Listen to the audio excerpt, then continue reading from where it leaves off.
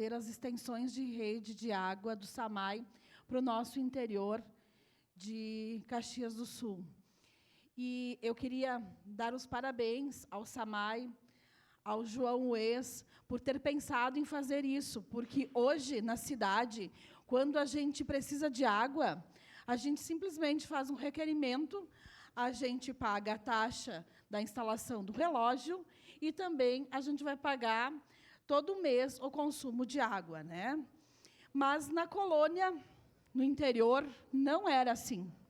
No interior, os agricultores podiam fazer o pedido, mas eles precisavam pagar essa extensão de rede. Hoje não. Hoje, com esse programa, eles pagam a mesma coisa que os moradores da cidade.